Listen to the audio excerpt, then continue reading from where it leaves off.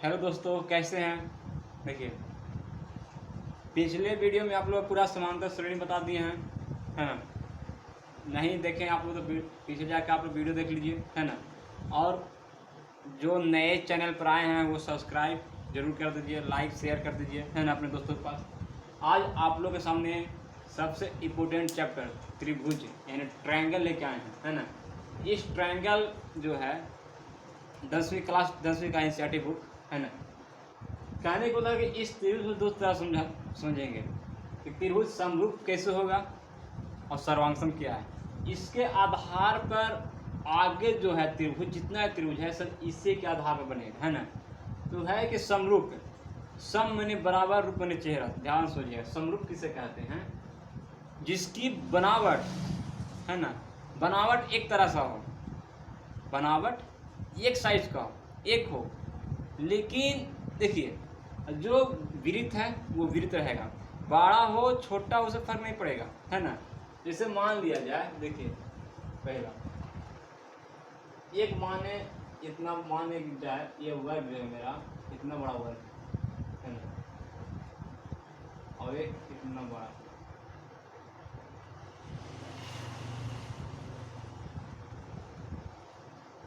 है तो दोनों वर्ग है ना। इसका समान रूप है कि ना, ये भी वर्ग है, ये भी वर्ग है, लेकिन इसका साइज देखिए अलग अलग है।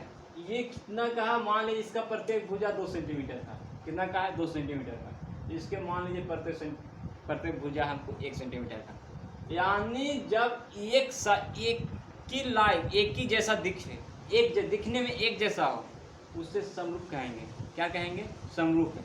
यानी जिसकी बनावट एक हो, क्या, जिसकी बनावट एक हो, एक ही बनावट हो। जो त्रिभुज है त्रिभुज होना चाहिए, वृत्त है वृत्त होना चाहिए, लेकिन उसका आकार अलग अलग होगा, है ना।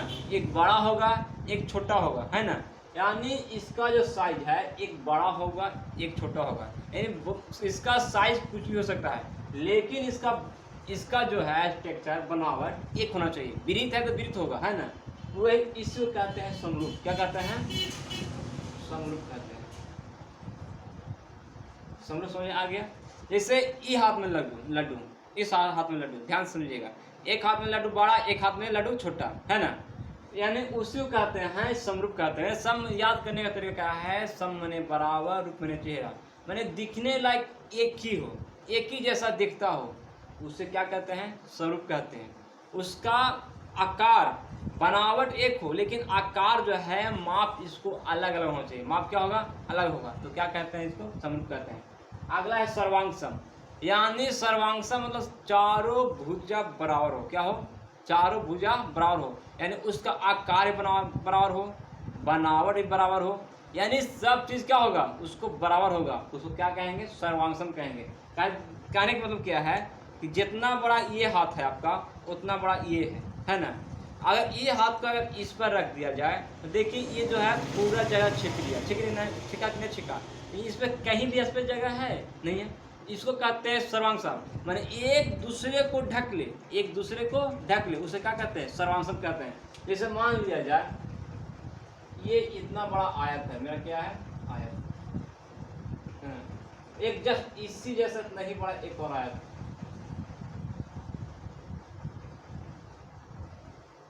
इसी माप के जैसा। यानी माने ये 2 सेंटीमीटर इसका भुजा है, ये 3 सेंटीमीटर का है, ये 2 सेंटीमीटर का है, ये 3। मैंने कहने को लगा ये आयत को इसको उठा कर इस पर रख दिया जाए तो ये इसको ढक लेगा। क्या होगा? ढक लेगा। ऐसे त्रिभुज के क्या कहते हैं? ऐसे को क्या कहते हैं? सर्वांगसम कहते हैं। ऐसी आकृति को क्या कहते हैं? सर्वांगसम कहते हैं। यानी सर्वांगसम कहने का मतलब है कि जिसकी आकृति, बनावट और माप बराबर होना चाहिए, है ना। बराबर होना चाहिए तब वो सर्वांगसम कहलाएगा। यानी उसका आकृति, बनावट और माप, है ना, सब बराबर होना चाहिए तो क्या कहलाएगा? आकृति, ये सर्वांगसम कहलाएगा। समरूप क्या कहलाएगा? समरूप तभी कहलाएगा उसकी आकृति, ध्यान सुनिए, उसकी आकृति एक होना चाहिए, आकृति एक जैसा होना चाहिए, लेकिन माप अलग अलग।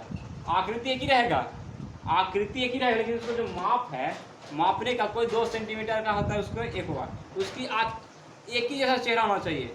अभी आयत है तो आयत होना चाहिए, वृत्त है वृत्त होगा, लेकिन एक बड़ा होगा एक छोटा होगा, उसको समरूप कहते हैं, है ना। जस्ट उसी जैसा दिखना चाहिए, बस बड़ा है कि छोटा, उससे फर्क नहीं पड़ेगा। दूसरा का सर्वांगसन, है ना, तो सर्वांगसन जो बड़ा रहेगा उसको सर्वांगसन कहते हैं। बस यही है पहला चैप्टर का, इसके अनुसार बनेगा। इसके होता है समरूपता होने का नियम। अगला क्या है स्टेप? समरूप होने का नियम,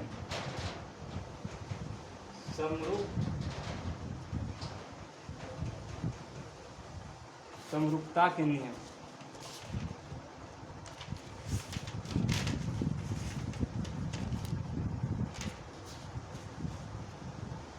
यानी त्रिभुजों की समरूपता। अगला क्या है? त्रिभुजों की समरूपता। ध्यान सुनिए, त्रिभुजों की समरूपता होने के लिए हेलस्पर में क्या कहते हैं, है ना, हेलस्पर में यानी ये कहते हैं कब 640 से फिर 546,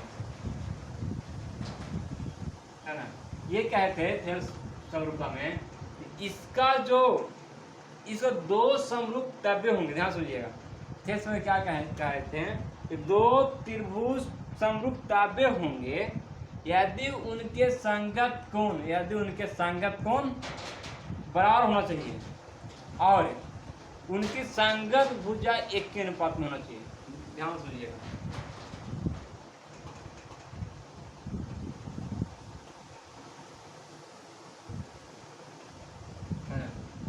क्या कहते थे परमेश साहेब? त्रिभुज समरूपता तब्य कहलाएगा इसका संगत कोण जो होगा,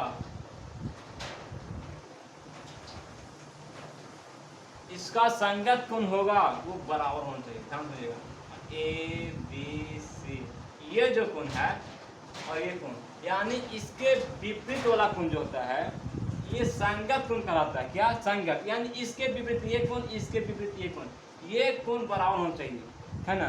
और इनकी इस कोण के संगत भुजा, यानी ये वाला भुजा, इस कोण के सामने ये भुजा और इस कोण के सामने ये भुजा, ये दोनों भुजा भी होना चाहिए, संगत भुजा एक ही अनुपात होना चाहिए। एक ही अनुपात करने का मतलब अगर ये त्रिभुज 1:2 में है, 1:2 में है तो ये भी होना चाहिए 1:2 में। ऐसे यानी कहने का मतलब है कि त्रिभुज की थेल्स में क्या बोले, त्रिभुज से समरूपता होने के लिए इनकी संगत कोण बराबर होना चाहिए। इस त्रिभुज में संगत कोण कहने का मतलब है कि ए बी भुजा, एक सी भुजा के सामने का जो कोण होता है ये संगत कोण होता है, और ए बी भुजा के सामने का जो कोण होता है वो होता है संगत कोण। यानी इस भुजा के सामने का कोण ये और इस भुजा के सामने का कोण ये, इसको कहते हैं संगत कोण। और इस कोण के सामने की भुजा को संगत भुजा, इस कोण के सामने भुजा को संगत भुजा, है ना। यानी 2 बोले थे, पहला बोले थे क्या कि इनके संगत कोण बराबर होना चाहिए।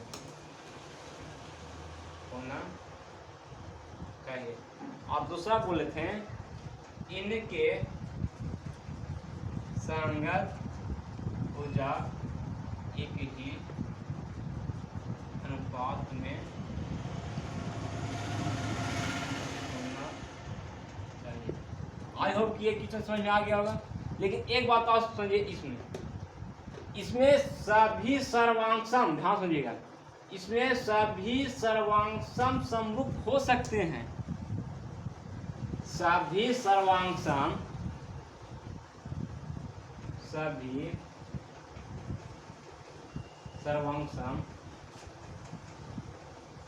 समरूप हो सकते हैं, है ना। लेकिन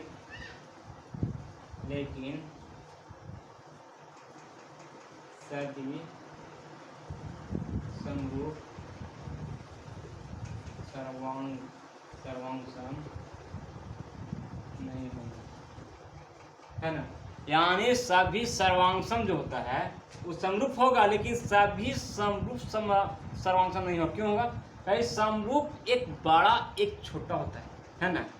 एक ही आकृति होता है ना, बनावट एक ही होता है, लेकिन उसका साइज अलग अलग होना चाहिए। तो सभी साइज अलग अलग होगा तो क्या वो सर्वांगसम होगा? नहीं। सर्वांगसम होने के लिए उसका सभी जो भुजा है, आकार, बनावट और माप सब बराबर होना चाहिए, तब सर्वांगसम होता है, अन्यथा वो सर्वांगसम नहीं होता है। लेकिन सभी सर्वांगसम समरूप होगा, क्या है कि उसका सभी चीज बराबर होगा, उसमें वो छोटा वाला अट घुस जाएगा।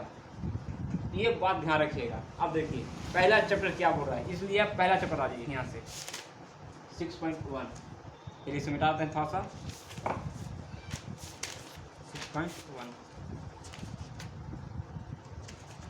देखिए 6.1 क्या बोल रहा है, मिटा दें। आप लोग स्क्रीन शॉट लेना चाहते हैं ले लीजिए, बाकी आप लोग नीचे से उतार लीजिए, सर ऑफलाइन जो है उतार लीजिए।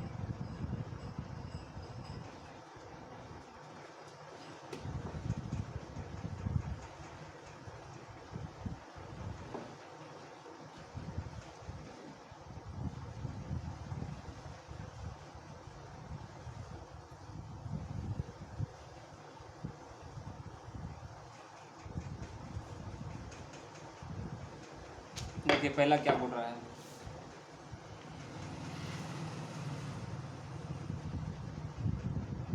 एक्सरसाइज 6.1 क्या है? पहला है सभी वृत्त होते हैं, ध्यान से बताइएगा। सभी वृत्त होते हैं सर्वांगसम की समरूप। सभी वृत्त बोल रहा है, यानी सभी वृत्त एक जैसा तो नहीं होगा, कोई बड़ा भी हो सकता है, कोई छोटा भी होगा, लेकिन वृत्त के नाम ले रहा है। आकृति कैसी है? वृत्त है। अब क्या बड़ा साइज है कि छोटा साइज है, दोनों मिलकर हो सकता है, ये क्या होगा? समरूप होगा, है ना। सर्वांगसम होने के लिए सभी रूल क्या होना चाहिए? बराबर चाहिए, आकृति, बनावट, माप सब बराबर होना चाहिए, वो सर्वांगसम होगा। लेकिन सभी वृत्त जो होगा समरूप होगा। आज समझे? आज देखिए, लेकिन सभी समरूप सर्वांगसम नहीं होंगे, इतना याद रखिएगा। दूसरा का देखिए, दूसरा का है सभी वर्ग होते हैं, सभी वर्ग होते हैं, क्या होते हैं? समरूप। आई होप ये सब समझ में आ रहा होगा। तीसरा क्या? देखिए सभी त्रिभुज समरूप होते हैं, सभी त्रिभुज समरूप होते हैं। कौन त्रिभुज? समबाहु त्रिभुज ना। समबाहु त्रिभुज क्या है? समबाहु त्रिभुज।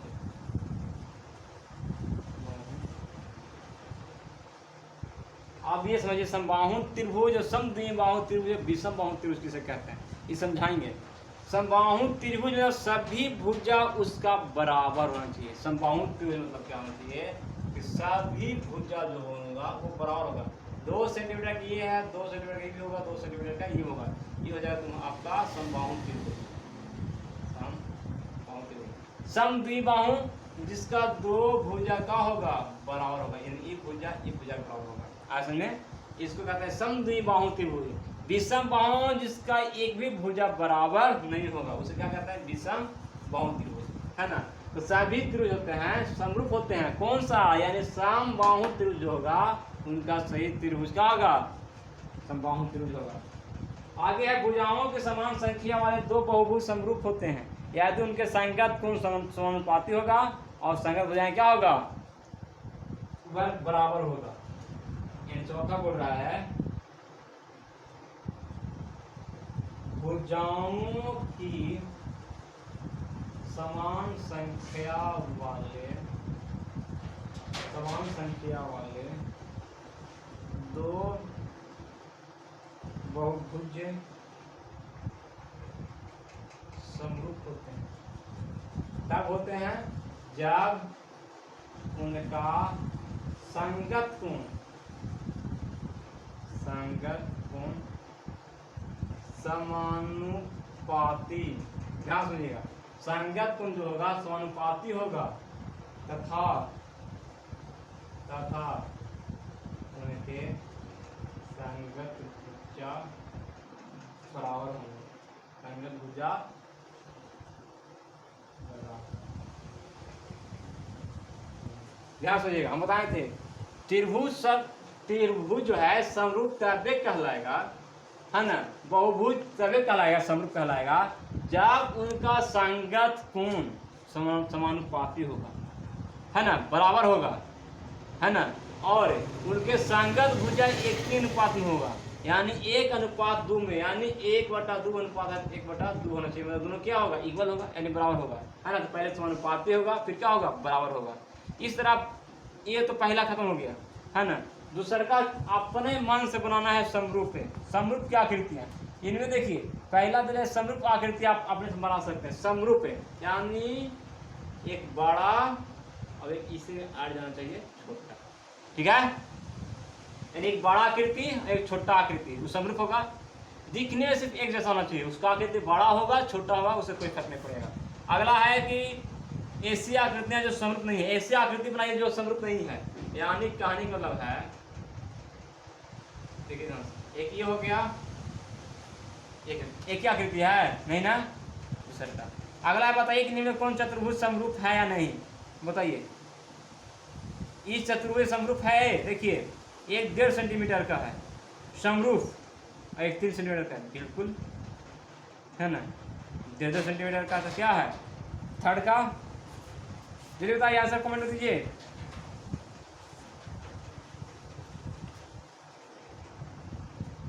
नहीं, बिल्कुल नहीं है सर। देखिए ये जो है बड़ा वाला चतुर्भुज जो है वो है समांतर चतुर्भुज, यानी सभी भुजा बराबर है, और ये है समलंब चतुर्भुज। देखिए बराबर है, लेकिन ये सीधा एकदम 90 डिग्री पर है, परपेंडिकुलर है, लेकिन ये परपेंडिकुलर नहीं है, है ना। ये 60 डिग्री पर है या 70 डिग्री पर है, इसलिए ये बराबर नहीं होंगे। इसलिए आपका चैप्टर खत्म हो गया। इसके बाद है थेल्स पर में, है ना, कौन पर में, थेल्स पर में, एकदम भी है, आप थेल्स पर में समझ लीजिए। थेल्स पर होता क्या है, चलिए उतार लीजिए।